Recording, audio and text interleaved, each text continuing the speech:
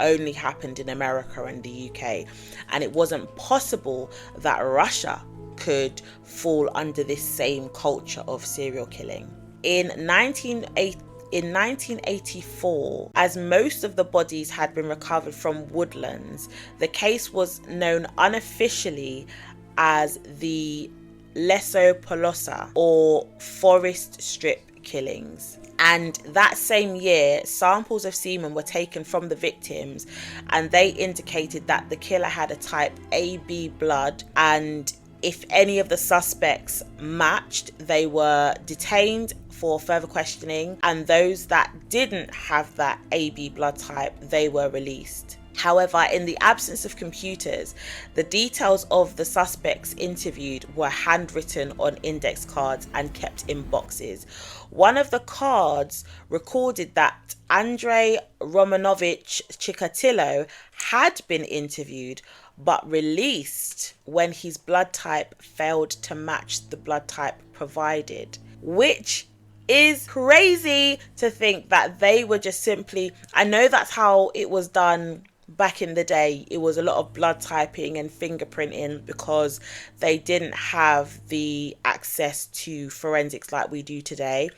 But it's crazy to think that at only 17 victims, he was interviewed but released because apparently his blood type didn't match the one that they had said the killer had.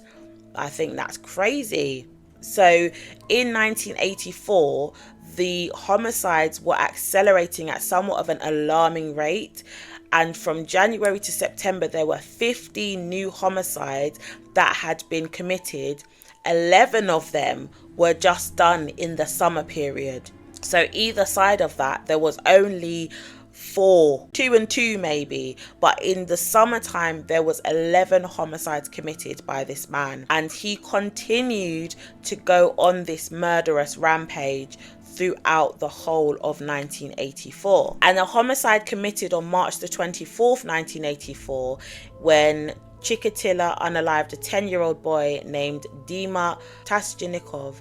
For the first time, police found evidence about the murderer, which was a foot. And then that same year, May 1984, Chikatilo unalives a former mistress. I mean, this man didn't even like coitus, so how he was able to keep a mistress is beyond me. But he unalives the mistress named Tanya Petrosyan. She was 32 years old, and he also unalived her 11-year-old daughter Sveta. I wonder if that was his daughter too. And finally, September 1984, Chikatilo was arrested, and as his history unfolded, the police learned of his penchant for children, particularly girls. They uncovered the classroom incidents, his acts of voyeurism, and the sexual assaults on the boys in the dormitory that he was supposed to be watching over. And several people who lived in the vicinity of his secret shack reported that he used to entertain women of the night, and they spoke of his habits of stalking the corridors, trains.